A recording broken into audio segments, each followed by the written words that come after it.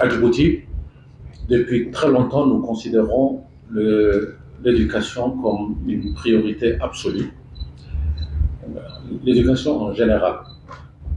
Nous avons eu un déficit important sur la question de l'éducation parce que c'est un pays qui reste quand même assez jeune, indépendant depuis 1977 et qui manquait de tout en termes d'éducation.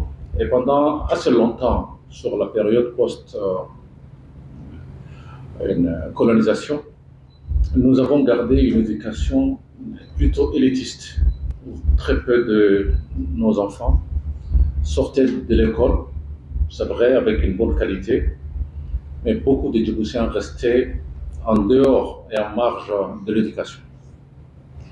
D'où beaucoup de réformes ces dernières décennies. On a pu embarquer un ratio très élevé par rapport à la population.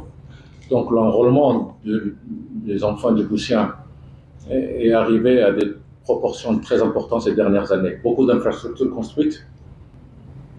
On a besoin nous-mêmes de rechercher nos propres financements en premier, de financer ces réformes de l'éducation par nos propres ressources. Ce que nous mettons en ressources, plus important de ce qui est reçu de l'extérieur. C'est un. Deux, et d'ailleurs cette position confirme un peu l'absence de tous les partenaires qui sont censés accompagner les pays en voie de développement. Je ne vois personne ici en face, donc ça ne peut que renforcer notre intérêt à rechercher des solutions endogènes. Deux, j'aimerais insister beaucoup sur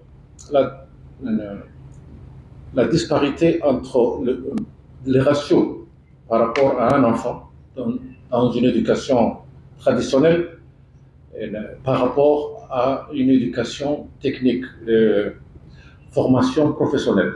Le coût pour former un enfant dans l'éducation technique, dans la formation technique, est beaucoup plus cher, plus élevé qu'un cursus ordinaire, et donc de mettre beaucoup d'efforts sur la formation technique, mais donc beaucoup de ressources. Troisième remarque, quand les partenaires sont avec nous sur ce sujet important, nous constatons également une disparité dans leurs interventions. Peut-être au niveau de chaque gouvernement, mieux organiser la coordination de l'aide, de s'assurer que tous les partenaires s'inscrivent dans les priorités qui sont définies par le gouvernement, dans commun accord, et de s'assurer que le value for dollar puisse payer efficacement dans le secteur de l'éducation.